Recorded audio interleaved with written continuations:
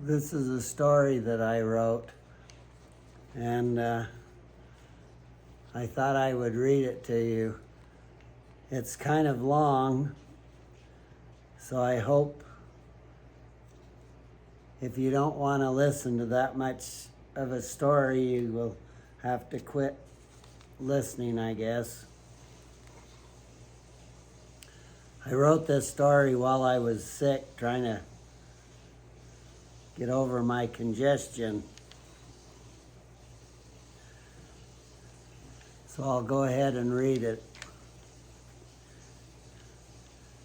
There was once an old Indian who killed a big bear. He sat in his teepee one night on a cold, windy, snowy evening. He looked out into the falling snow. It was lightly snowing with a little wind blowing, but enough moonlight came through the forecasted sky so he could see. The old Indian remembered when he was young of a story he had heard of an old Indian who once killed a big bear. Or maybe he thought he just plagiarized the idea from an old movie. But that doesn't matter now. This is an allegory, two stories rolled into one. I am this old Indian now. This is my life. This is my bear to kill now, and this is my story to tell how I remember it. The old Indian remembered the old stories from the bygone days gone. He sat by the little fire in silence, thinking of his long life. He remembered the hard years, the hard work, the struggles trying to keep his family fed and helping the other village people. He has spent many long years teaching his children the skills of the hunt, everything they would need to know to make it in the world. He has spent his lifetime trying to learn about nature, to know how the universe works, and searching for the great spirit in the sky. He has learned many of the secrets of the universe, more than most, and tried to teach his children and the village people, but they didn't understand and wouldn't listen. Now they wouldn't listen to this old man anymore. There is nothing left for me to do. There is nothing left for me to give, the old Indian thought. Maybe today would be a good day to die. The old Indian thought again of his people. My people are hungry. Their children need food to stop crying, and I'm too old, too weak to hunt and help them now. They should not waste any more food on me. The little ember still glowed in his fire. He always loved the fire. It always warmed his heart and helped him to see. I remember it reminded him of little children who danced around and jumped as they played. Then finally the last flame flickered out and went out. All that remained was a small red glow. Yes, he thought again, maybe today would be a good day to die. There will be no more heat for me. I'll not waste their wood on me. The old Indian said to himself, I'll go find that great spirit, and I'll ask him if he'll take me to that great hunting ground in the sky, where the herds of deer and elk run through the trees. The rivers are full of fish, and large herds of buffalo roam across the great prairie. And I will be young and strong again, and I can sit around a warm campfire and tell all the great stories, and everyone will be happy. The old Indian pulled his old buffalo robe around his neck. It had been a very good robe for many years. I'll take my hunting knife, which I love, and my warm rabbit fur-lined moccasins. The village people are hungry. They should not waste any more time on me. I'll leave. They won't even know that I've gone. he thought. And besides, they won't fit to listen to my stories. The children just want to run and play, and the young warriors have work to feed their families. They can't waste time listening to old stories. And besides, I have nothing more to give. And besides, they've probably heard all these stories 100 times in the past already. And with it, the old Indian stepped out into the night snow and started on his way. He looked like a ghost moving slowly across the snow-covered meadow and into the forest on the other side. He was just a shadow passing through the trees until it faded completely away, and now he was gone. It was slow and hard going, but the old man pushed on for a long time. He found himself on the hillside covered with trees. A large log had fallen over, its branches holding it high above the ground. The old Indian wiped the snow away, making a place to crawl into under the log to shelter from the storm. He huddled in his little covey as he rested, and slowly the snow began to stop falling. The old man could see a star flickering overhead in the night sky. The old Indian cried out to the Great Spirit, "Where are you? Why won't you come and take me to the great hunting ground?" The old Indian heard nothing but the wind. The old man was very tired. "I can't do this anymore. I am old and weak," he thought. Then it was as if the star began to fall out of the sky.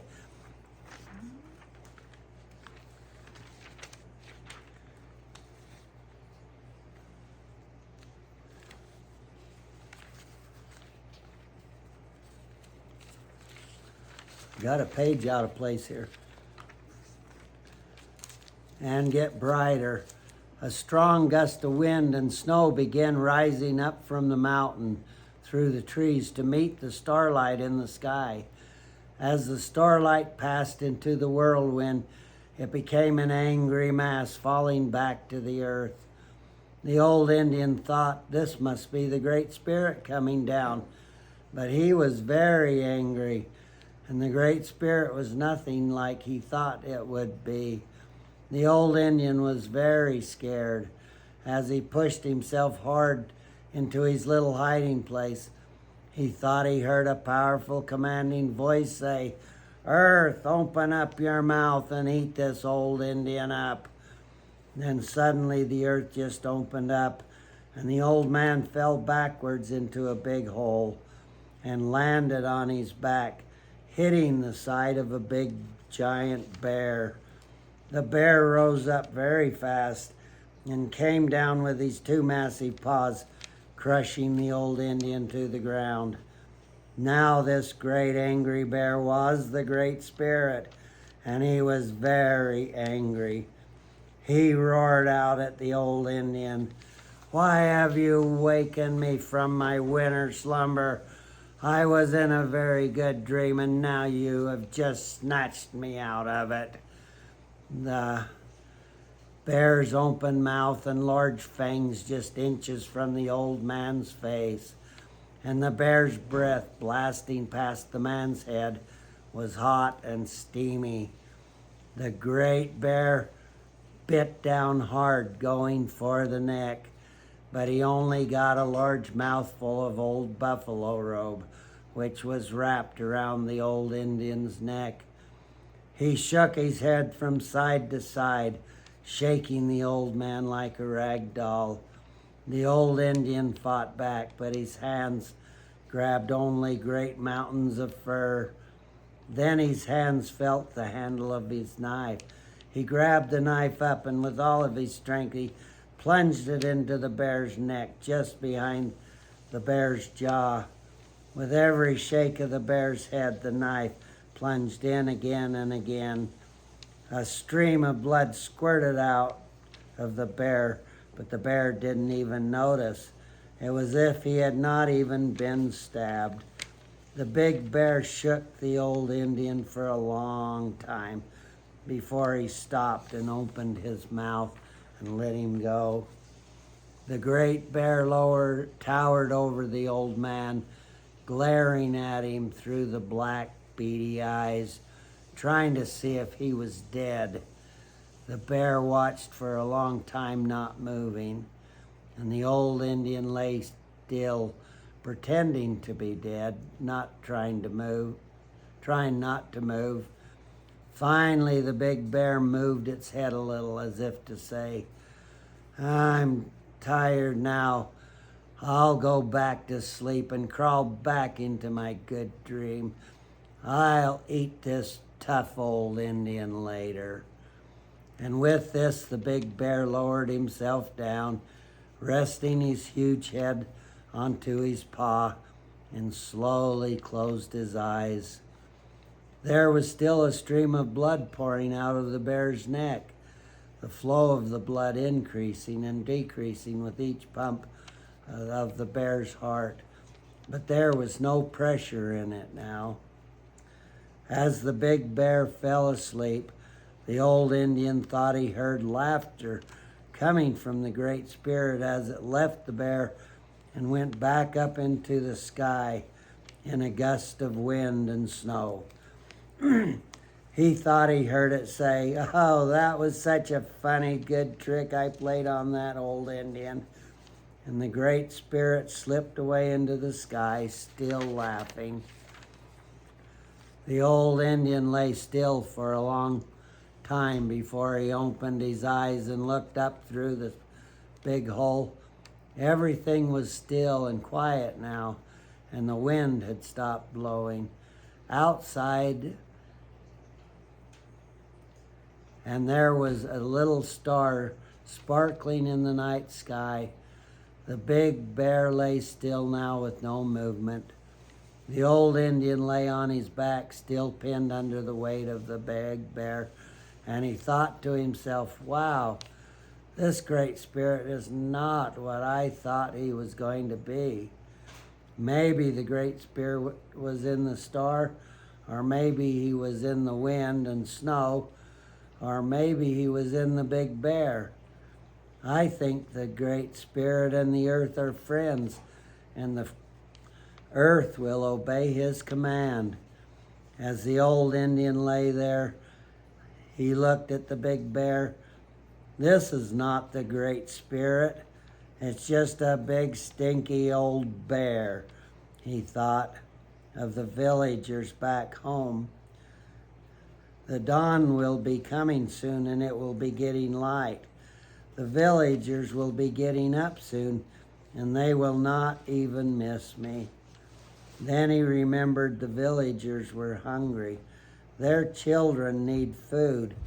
And the old Indian looked again at the big bear. The villagers need this bear to eat. The old Indian thought to himself, "I cannot waste this big old bear. I am too weak. I cannot do this. I am too old to do this now." As the old Indian began the task to free himself from under the heavy bear and skin the big thing, his memories faded away into a blur until they were all gone.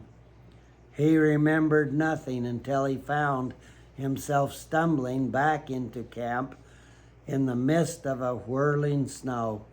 Maybe the Great Spirit had seen the villagers were hungry, and he had come down to give them a big bear to feed their children. Maybe the Great Spirit had put the heavy bear skin over the old Indian's head and pushed him along with a gentle hand in the wind. The old Indian did not know.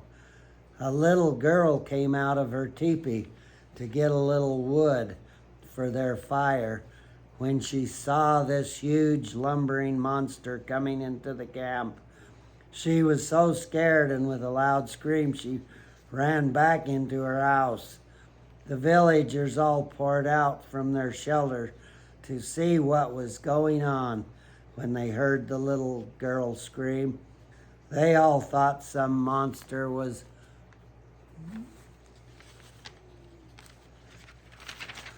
coming into the village to eat up all the people.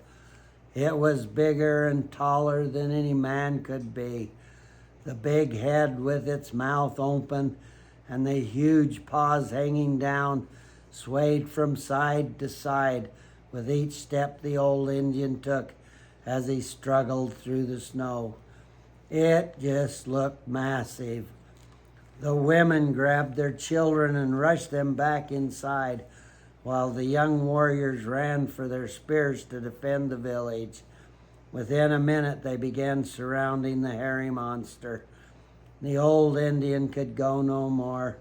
He bent over, dropping the big bearskin into a pile on the ground. The warriors saw it was only the old man in his old buffalo robe. They were so glad he wasn't a big scary monster. They all seemed so happy to see him.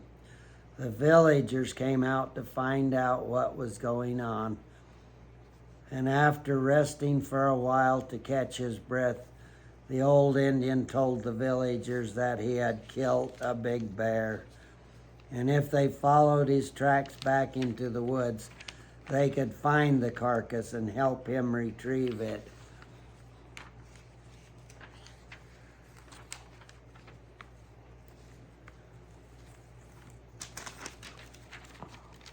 It was late afternoon when the band of young warriors came back into camp with the bear.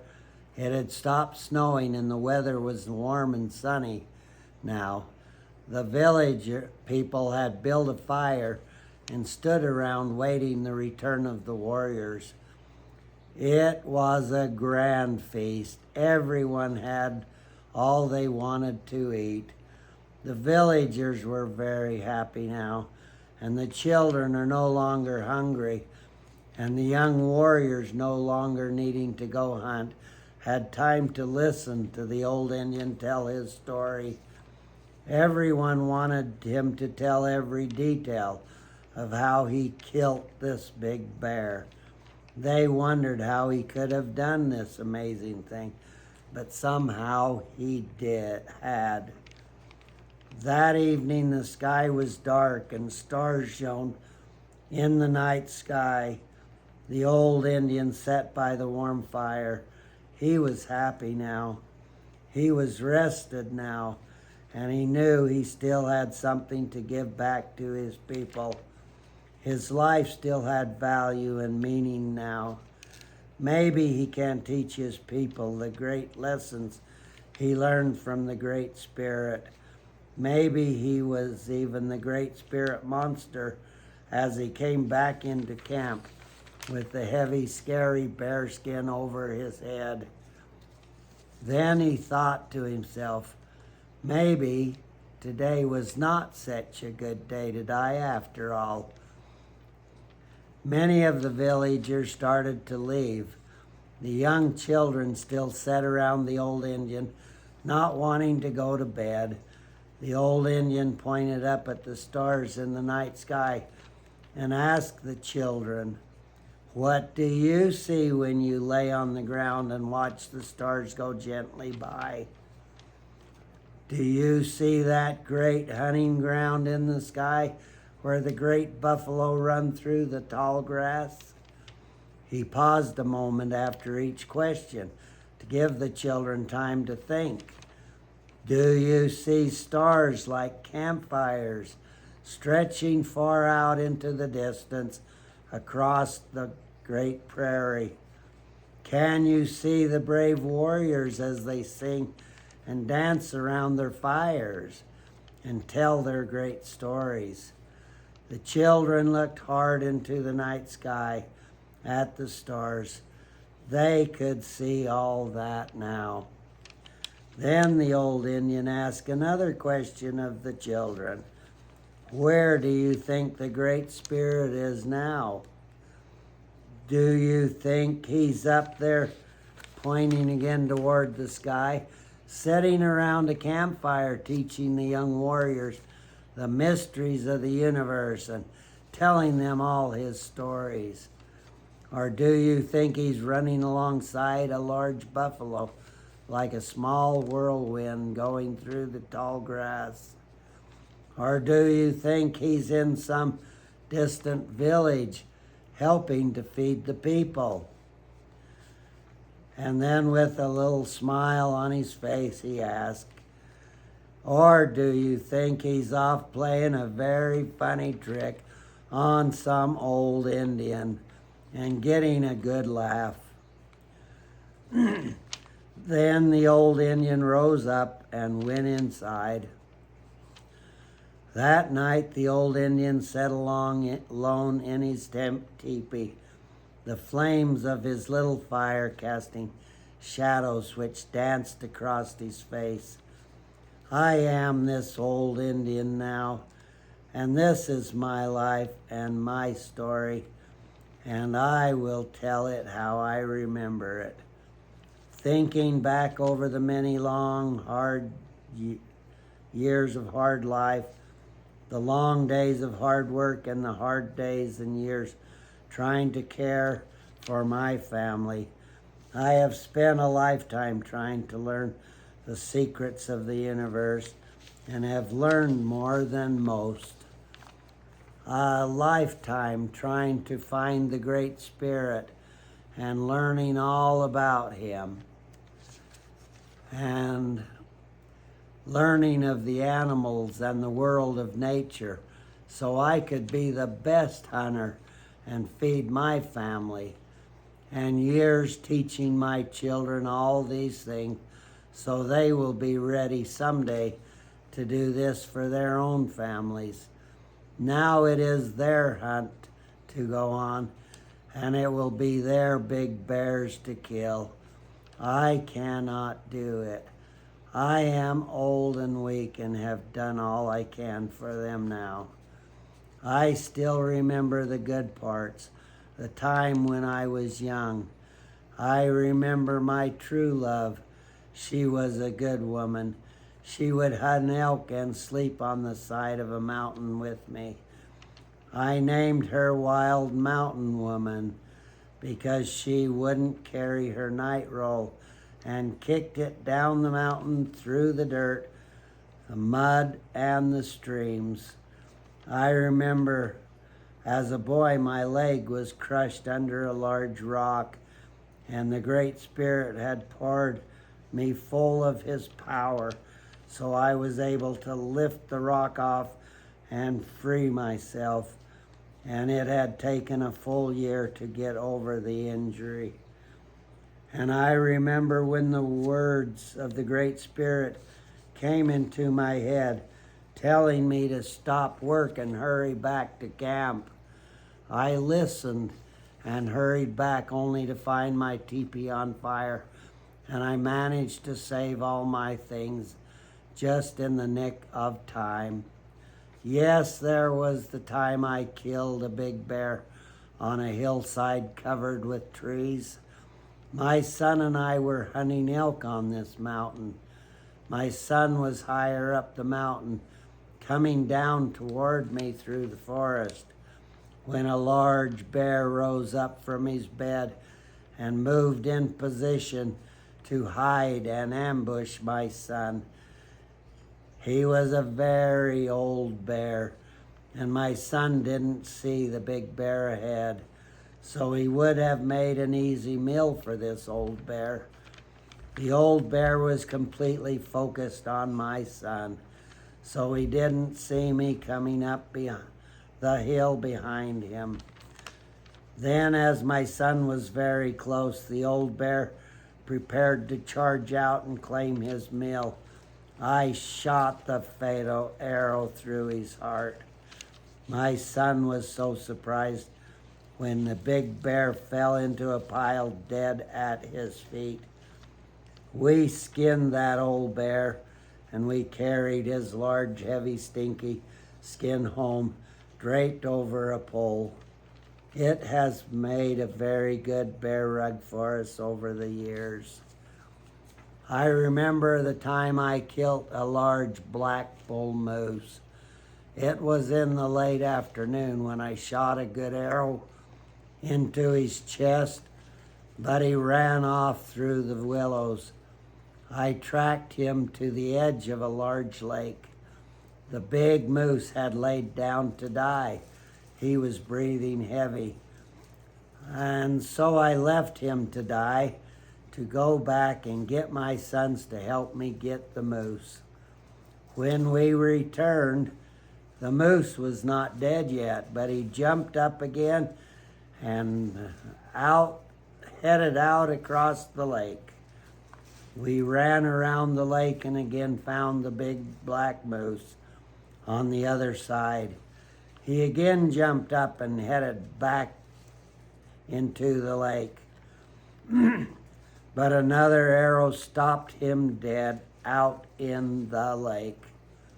It was dark now, but we had no choice but to go get our canoe to retrieve the moose out of this large lake. We worked hard late into the night, trying to get this big black moose out of this big, large black lake under a big black sky. As we rode up to the moose, it rolled over in the water, its head raised up, staring my son in the face. Light from her small fire reflected on the big eyes. It had scared my son so bad he almost fell out of the canoe.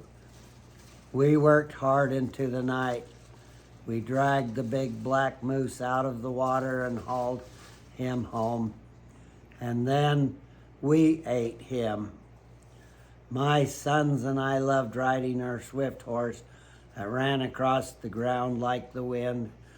We loved camping in the mountains and hunting the elk through the forest and sitting around the campfire telling stories. We loved working and doing things together. But I am an old and tired now, and I'll leave the bears for them to hunt now. I remember an elk hunt where I shot a bull elk and tracked him through the day before finding and gutting him. I remember the days were hot, and my sons and I worked hard for 2 days bringing it back to camp, but the meat turned green and stinky, and we could only save a small part by putting it under the cold water of the stream and using up all of our small ration of salt on it. I think of all that hard work wasted. I remember the elk hunt where family had come with their horses. Our hunting party left early and hunted all day, riding across the hills and through the forests. In it we had killed 5 elk and set about through the night to haul these elk out of the mountains on the back of the horses. In the night we were all so tired we could hardly walk. We stopped for a moment to rest by a tree, but the horses were so tired. One leaned against the tree and fell asleep and nearly fell over and dropped her load. We had only one option: to keep us and the horses stumbling on. I remember my own father, who lived longer, worked harder, and suffered more pain and hardships. He was probably a better man than me. The old Indian sat for a few more moments as the fire slowly died down. A few pieces of bear meat hung drying by the fire. Maybe I'll just wait a while to find me a better day to die, the old Indian thought. The old man looked at the strips of bear meat and said to himself, "I'll eat this old bear later.